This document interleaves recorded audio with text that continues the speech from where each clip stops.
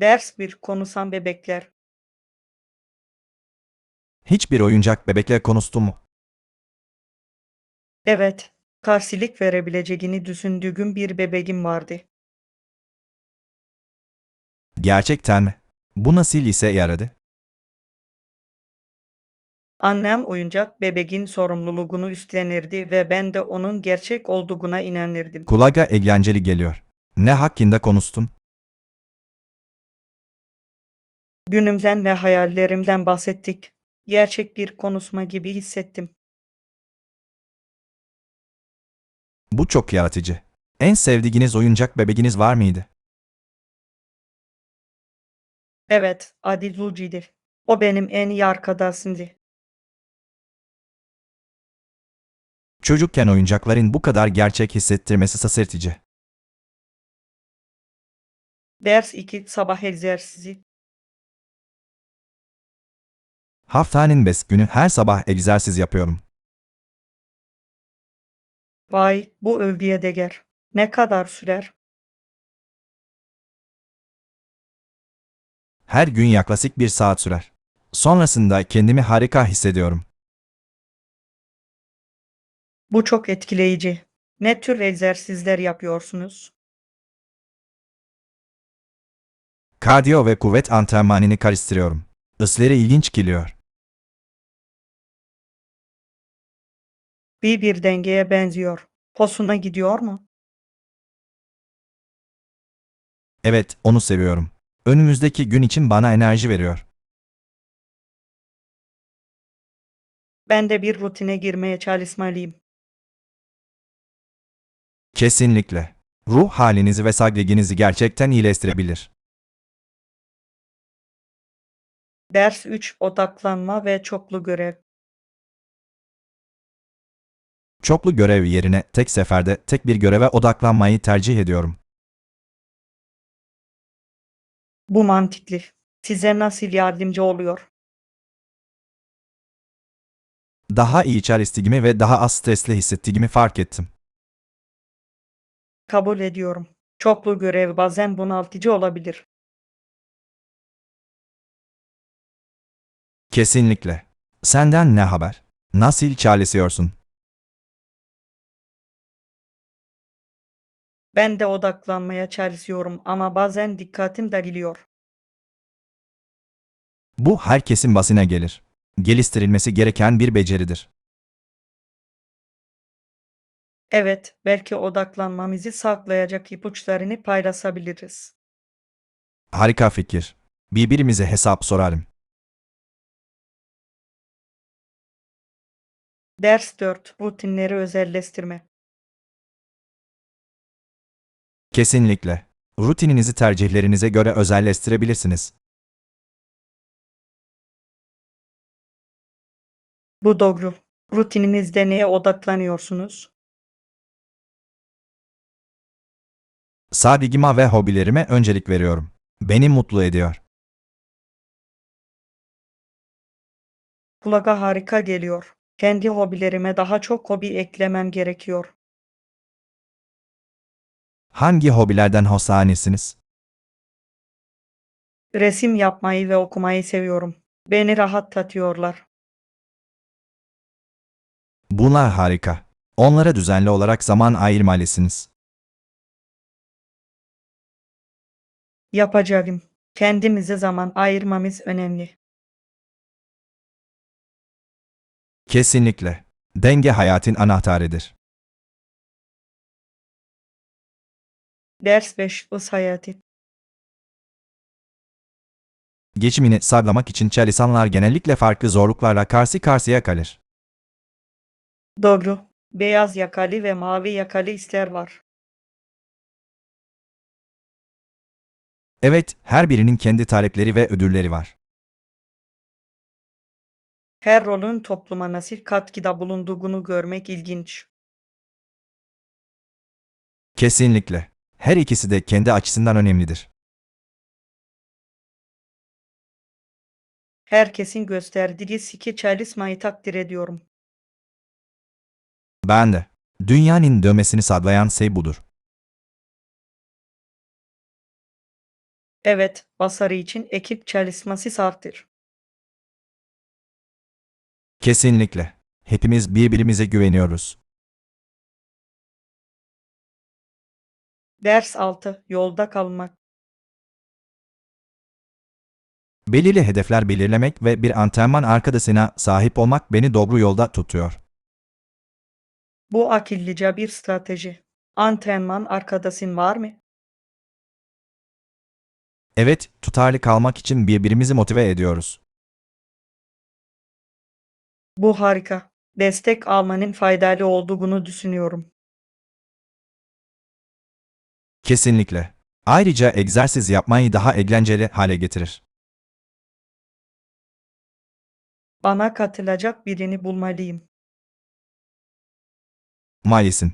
Rutininizi gerçekten de geliştirebilir. Bir arkadaş arayacağım. Fikir için teşekkürler. Rica ederim. Nasıl gitti yine bana bildirin. Ders 7. Çalışma onur.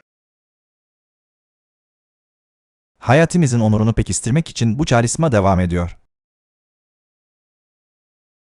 Bu çok derin. Her isim bir değeri vardır. Evet, her türlü ise saygı duymak önemlidir. Kesinlikle. Herkes toplumda bir rol oynar. Ve onların katkılarını takdir etmek hayata önem taşıyor. Evet, birbirimizi yukarı kaldırmak çok önemli. Birlikte daha iyi bir toplum yaratabiliriz. Tamamen katılıyorum. Birlik güçtür.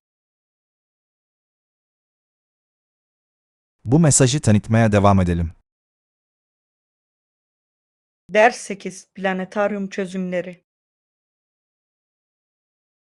Herkes gece geç saatlere kadar ayakta kalmak istemez.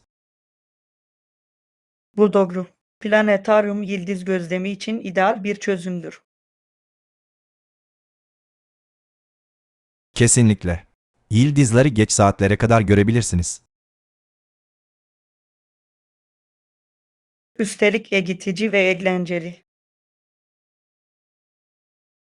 Evren hakkında çok şey öğretiyor. Bilim herkes için erişilebilir kelimesini seviyorum. Evet. Hem çocuklarda hem de yetişkinlerde merak uyandırır. Yakında bir planetaryuma ziyaret planlamalıyız. Harika fikir. Hadi bunu gerçekleştirelim. Ders 9. Performansı analiz etmek. Performanslarını zaman içinde artırmak için büyük verileri analiz edebildikleri doğrudur.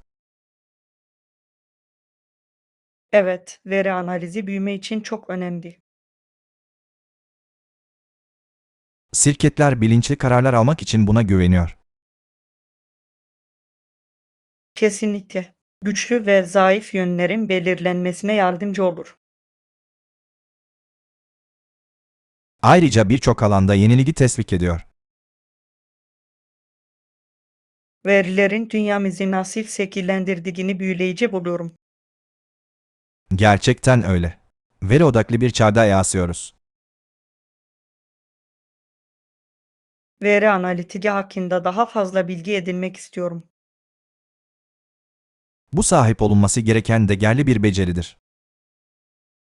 Ders 10. Stil seçimleri. Sade ve zarif tarzların zamansız olduğunu düşünüyorum. Katılıyorum ama bunun gibi renkli bir şeyi tercih ederim. Renk kesinlikle kıyafetlere kişilik katar. Kesinlikle. Her görünümü aydınlatabilir. En çok hangi renkleri seversiniz? Canlı kırmızıları ve mavileri seviyorum. Beni canlı hissettiriyorlar. Bunlar harika seçimler. Gerçekten öne çıkıyorlar. Evet, moda tamamen kim olduğumuzu ifade etmekle ilgilidir. Kesinlikle. Her stil bir hikaye anlatır. Ders 11. Macera bekliyor. Hiçbir maceraya atılmayı düşündün mü? Kesinlikle. Maceralar en güzel anıları yaratır. Ne tür maceralardan hoşlanırsınız? Yürüyüş yapmayı ve yeni yerler keşfetmeyi seviyorum. Peki ya sen? Ben yol gezileriyle ilgileniyorum. Yolculuğun kendisinde heyecan verici bir şeyler var. Kulağa eğlenceli geliyor. Favori bir yol gezisi varış noktanız var mı? Evet, sahil. Manzaralar nefes kesici. Hayal edebiliyorum.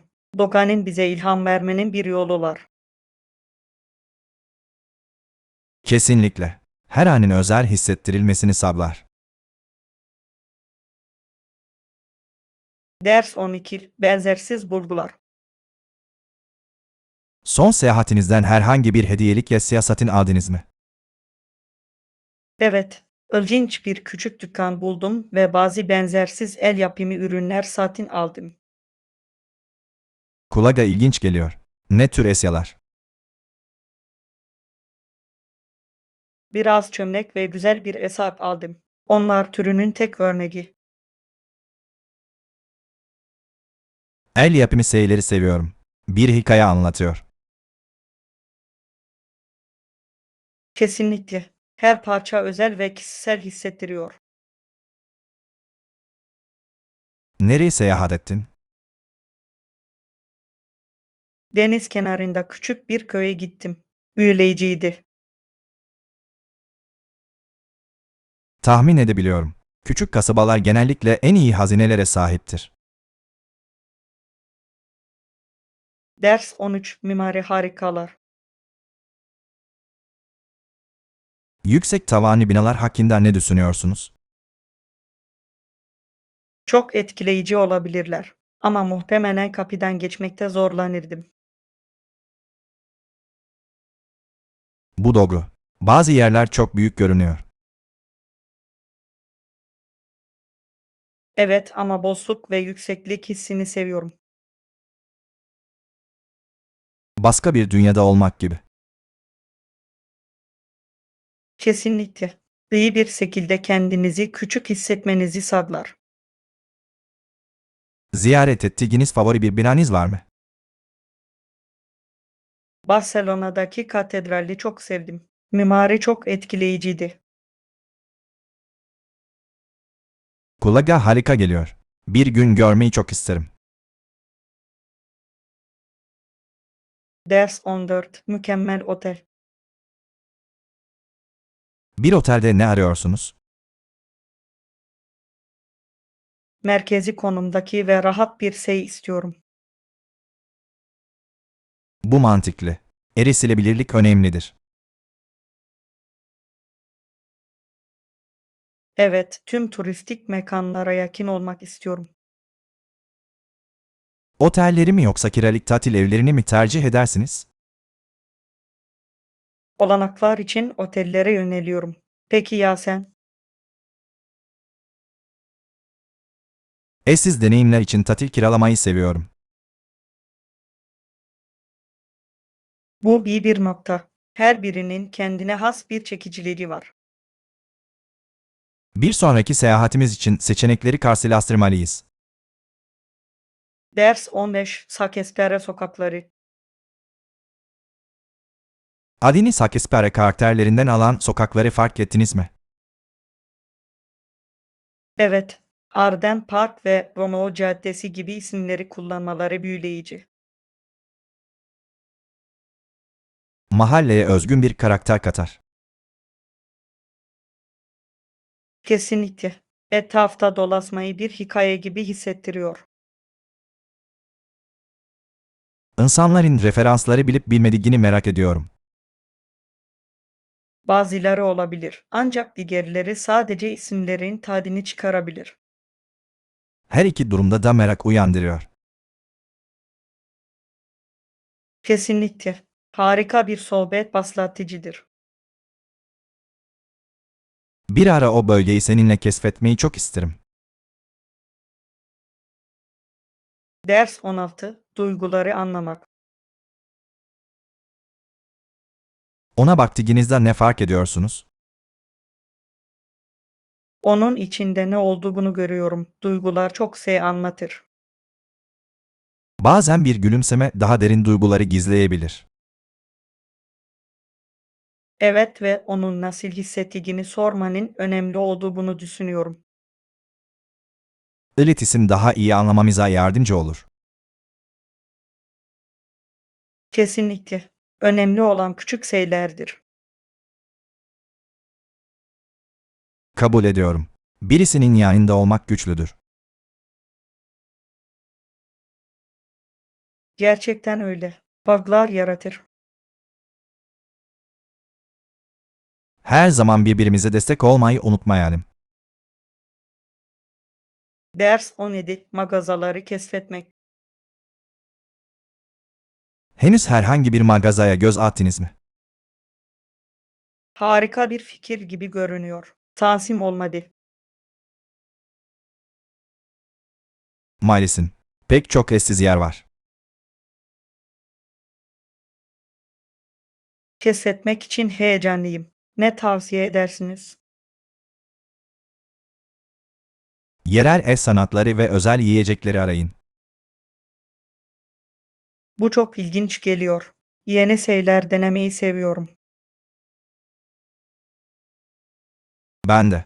Her şey deneyimle ilgili. Ne bulduğumu görmek için sabırsızlanıyorum. Gelin bunu birlikte eğlenceli bir geziye dönüştürelim. Ders 18. İspanya'yı mutlaka ziyaret edin. İspanya'da mutlaka ziyaret edilmesi gereken yerler nelerdir? Bu çok ilginç geliyor. Barcelona'nın en iyi seçim olduğunu söyleyebilirim. Oradaki mimari hakkında harika şeyler duydum. Evet, Gaudi binaları nefes kesicidir. Başka ne görmeliyim? Granada'daki Elhamra'yı kaçırmayın. Çok etkileyici. Bunu listeme ekleyeceğim. Yemek tavsiyesi var mı? Kesinlikle tapası deneyin. Lezzetlidirler ve yerel bir favoridirler. Yeni yiyecekler denemeyi seviyorum. İspanya kulağa mükemmel geliyor. Ders 19. Sadeliğe değer vermek. Sizce hayatı özel kılan şey nedir? Kesinlikle. Mutluluk getiren basit şeylerdir. Sakin bir akşamın veya güzel bir kitabın tadını çıkarmak gibi mi? Evet, o küçük anlar çok kıymetli. Yogun yaşamlarımızda onları gözden kaçırmak kolaydır. Kesinlikle. Her anın kıymetini bilmeliyiz. Bu basit zevklere zaman ayıralım. Bunu çok isterim. Bizi ayakta tutuyor. Basit mutluluklarla dolu bir hayata merhaba. Ders 20. Hızlı büyüme. Teknolojinin ne kadar hızlı geliştiğini fark ettiniz mi? Evet, bilgisayarların rolü o kadar hızlı arttı ki. Hayatımızı nasıl değiştirdikleri büyüleyici. Kesinlikle. Etkisi çok büyük, özellikle iletişimde. İnternetin yeni başladığı zamanları hatırlıyorum. Ben de. Artık günlük rutinlerimizin bir parçası. Bu inanılmaz. ABD ve SSCB'nin farklı yaklaşımları vardı. Evet, tarihimizin çoğunu şekillendirdi. Teknolojinin bugün bizi nasıl etkilediğini keşfetmeye devam edelim. Ders 21. Kutu sınırları. Bu çok uygun. Kutuyu ne kadar süre kullanabileceğimin bir sınırı var mı? Evet, yaklaşık 2 hafta boyunca kullanabilirsiniz. Bundan sonra iade etmeniz gerekiyor. Ya daha uzun süreye ihtiyacım olursa? Uzatma talebinde bulunabilirsiniz. Ancak bu müsaitlik durumuna bağlıdır. Bu mantıklı. Bunu nasıl talep edebilirim? İnternet üzerinden bir form doldurmanız yeterli. Gerçekten çok kolay. Harika. Sanırım bir hafta daha buna ihtiyacım olacak. Ekstra ücretlerden kaçınmak için zamanında iade etmeyi unutmayın. Kesinlikle telefonuma bir hatırlatıcı kuracağım. Ders 22. Seyahat burçları. Seyahate çıkmadan önce vize gerekliliklerini kontrol etmek önemlidir. Evet, ayrıca kıyafet ve banyo malzemeleri gibi temel malzemeleri de paketleyin. İspanyolca'da birkaç temel ifadeyi öğrenmeyi unutmayın. Kesinlikle. İletişimi çok daha kolay hale getirir. Daha önce İspanyolca konuşulan bir ülkeye seyahat ettiniz mi? Geçen yıl Meksika'ya gittim. İnanılmazdı. Kulağa eğlenceli geliyor. En sevdiğiniz kısım hangisiydi? Antik kalıntıları ziyaret etmeyi çok sevdim. O kadar büyüleyiciydiler ki. Oradayken herhangi bir yerel yemeği denediniz mi? Ders 23. Yarışma görüşleri. Bazıları kadınlar arasındaki rekabetin doğal olmadığını düşünüyor. Bu ilginç bir bakış açısı. Neden böyle hissediyorlar? Kıskançlığa ve çatışmaya yol açabileceğine inanıyorlar. Peki rekabet kişisel gelişimin bir parçası değil mi?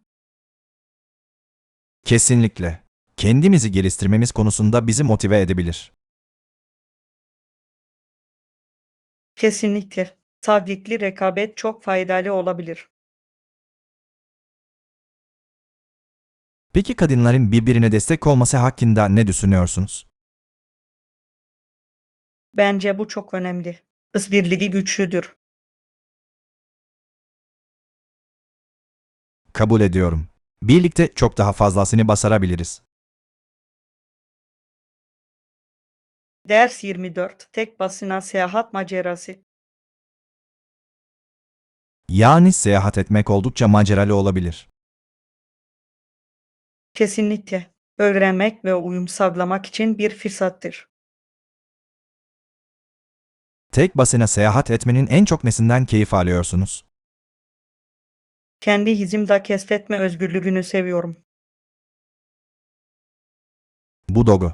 Kendi ilgi alanlarınızın peşinden gidebilirsiniz. Evet ve yol boyunca yeni insanlarla tanışın. Yani seyahat ederken kalıcı arkadaşlıklar kurdunuz mu? Kesinlikle. Bazılarıyla hala iletişimimi sürdürüyorum. Bu harika. Yani seyahat çok ödüllendirici olabilir. Ders 25. Açık iletişim. Yanlış anlaşılmalardan kesinlikle kaçınmalıyız. Evet, açık iletişim her ilişkinin anahtarıdır. Mesajınızın anlaşıldığından nasıl emin oluyorsunuz? Mümkün olduğu kadar açık ve net olmaya çalışıyorum. Bu akıllıca. Soru sormak da yardımcı olabilir. Kesinlikle. Açıklığa kavuşturmak, varsaymaktan daha iyidir. Hiç komik bir yanlış anlama yaşadınız mı? Evet, bir defasında bir kelimeyi yanlış telaffuz ettim ve herkes güldü. Bu öğrenmenin harika bir yolu. Mizah da yardımcı olur. Ders 26 çizgi roman ait. Tam olarak ne arıyorsunuz? Vintage bir çizgi roman arıyorum. Bu heyecan verici geliyor. Çizgi roman koleksiyonu yapıyor musunuz? Evet, sanat eserlerini ve hikayeleri seviyorum.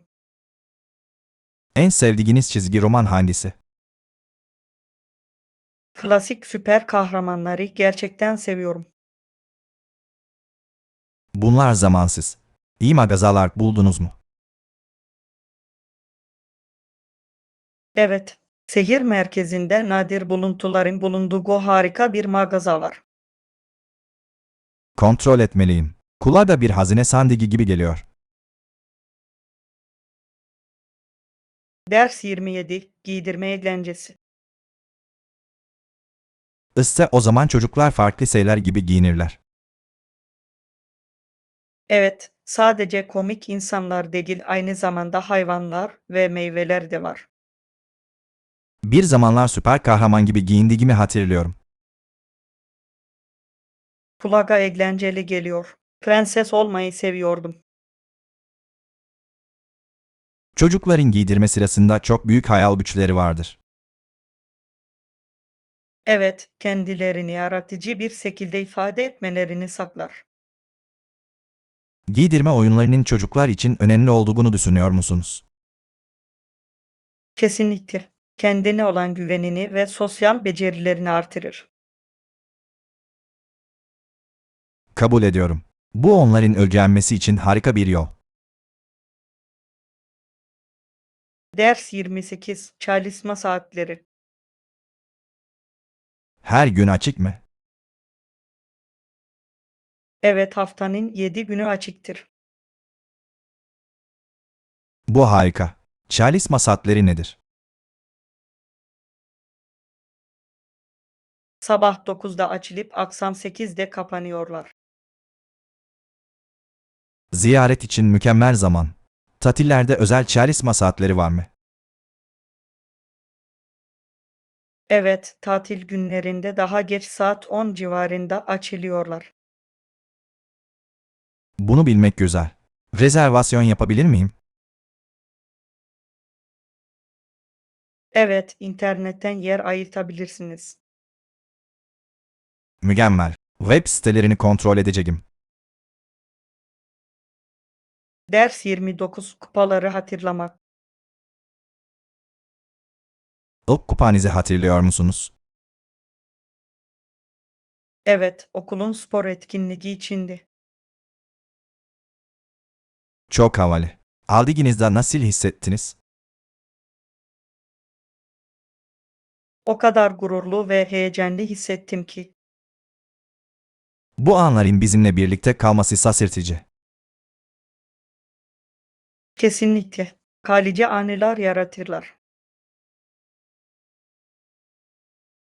Ve oyunculardan antrenörlere kadar herkesin bunu kutladığını görmek güzel. Evet, bunun özel hale getirilmesinde herkesin bir rolü var.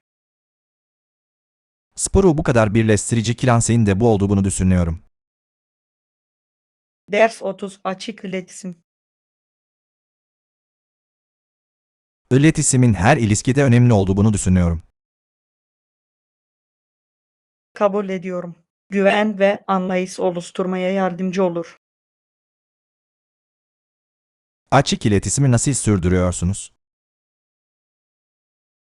Aktif olarak dinlediğimden ve düşüncelerimi açıkça ifade ettiğimden emin oluyorum. Bu önemli. Ya bir yanlış anlaşılma varsa? Havayı temizlemek için hemen konuya değinmeye çalışıyorum. Bu iyi bir yaklaşım. Sorunların büyümesini engeller. Evet ve duyguları paylaşmak için güvenli bir alan yaratır. İnsanlar arasındaki bağı güçlendirdiğine inanıyorum. Ders 31 Rüya kaçısı. Mükemmel bir tatil fikriniz nedir? Uzak bir adaya ne dersiniz? Gerçek bir kaçış olurdu. Kulağa harika geliyor. Huzur fikrini seviyorum. Evet, sadece güneş, kum ve berrak su. Ve belki snorkelli yüzme gibi bazı plaj aktiviteleri. Kesinlikle. Sualtı dünyasını keşfetmek çok heyecan verici. Gün batımlarını da şimdiden hayal edebiliyorum. Çok güzel. Bu bir rüyanın gerçekleşmesi olurdu. Bir gün biz de böyle bir gezi planlamalıyız. Ders 32 çok dilli oteller. Farklı dillere hizmet veren otelleri fark ettiniz mi? Evet, bu çok düşünceli bir davranış. Seyahat etmeyi kolaylaştırır. Sanırım misafirlerine önem verdiklerini gösteriyor. Kesinlikle. Herkesin hoş karşılandığını hissetmesine yardımcı olur. Bunun genel deneyimi iyileştirdiğini düşünüyor musunuz? Kesinlikle. Seyahat ederken iletişim çok önemlidir. Daha iyi hizmet ve anlayış sağlar. Evet ve karışıklığın önlenmesine yardımcı olabilir. Otellerin kapsayıcı olduğunu görmek güzel. Ders 33 mesleki deneyim. Deneyiminiz hakkında ne bilmek istiyorlar? Daha önceki projelerimle ilgilendiler. Bu önemli. Neyi uyguladınız? Önemli başarıları ve üstesinden geldiğim zorlukları paylaştım. İyi bir yaklaşım gibi görünüyor. Çok soru sordular mı? Evet, becerilerimi çok merak ediyorlardı. Daha fazlasını öğrenmek istemeleri harika. Kesinlikle. Bu benim geçmişime olan ilgilerini gösteriyor. Umarım sizin için iyi geçmiştir. Ders 34 Paskalya tatili. Paskalya'nın önemli günleri nelerdir? 2 tane var. Kutsal Cuma ve Paskalya pazarı. Sad. O günlerde genellikle ne yaparsınız? Ailemle vakit geçiriyorum ve özel yemeklerin tadını çıkarıyorum. Kulağa hoş geliyor. Herhangi bir geleneğiniz var mı? Evet, her Paskalya sabahı yumurta avı yaparız. Bu çok eğlenceli. Yumurtaları süslüyor musun? Evet, onları parlak boyalarla renklendiriyoruz. Bu fikri seviyorum. Çok renkli olmalı. Ders 35 Bilgi toplama. Birçok kişi bilgisayarlarını e-postalar için kullanıyor, değil mi? Evet, bu yaygındır. Hızlı ve etkilidir. Bunları başka ne için kullandıklarını sanıyorsun. Birçoğu çevrimiçi bilgi araştırmayı sever. Bu doğru. İnternet harika bir kaynaktır. Öğrenmeyi daha erişilebilir hale getirir. Öğrenmek için favori bir web siteniz var mı? Dersler için eğitim platformlarını kullanmayı seviyorum. Bu akıllıca bir seçim. Sürekli öğrenme önemlidir. Ders 36 Finansal planlama.